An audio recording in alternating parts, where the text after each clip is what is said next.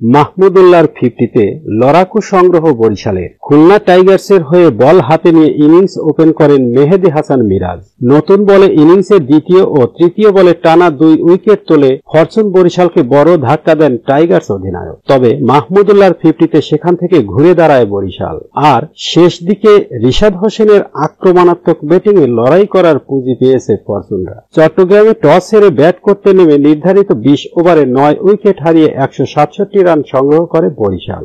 দলের হয়ে সর্বোচ্চ 50 রান এসেছে মাহমুদুল্লাহর ব্যাট থেকে। শুরুটা মোটেও ভালো হয়নি বরিশালের। ইনিংসে প্রথম ওভারেই সাজঘরে ফেরেন 2 অভিজ্ঞ ব্যাটার তামিম ইকবাল ও ডেভিড মালান। দুজনই মিরাজের বলে আউট হয়ে ডাক খেয়েছেন। আরেক অভিজ্ঞ ব্যাটার মুশফিকুর রহিমও এদিন ব্যর্থ ছিলেন। 4 বলে 5 রানের বেশি করতে পারেননি তিনি। 16 রানে 3 উইকেট হারানোর পর দলের হাল ধরেন তাওহিদ হৃদয় ও মাহমুদুল্লাহ। এদিন ইনিংস ওপেন করতে নেমে দারুণ শুরু পেয়েছিলেন হৃদয়, তবে ইনিংস বড় করতে পারেননি। 30 বলে করেছেন 36 রান।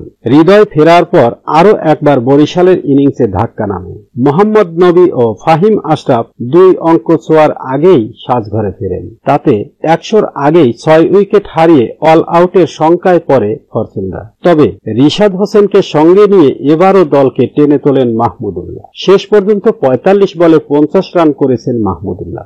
আর রিশাদের ব্যাট থেকে এসেছে 19 বলে 39 রান। শেষ দিকে 4 বলে 12 রান করেছেন তানভীর ইসলাম।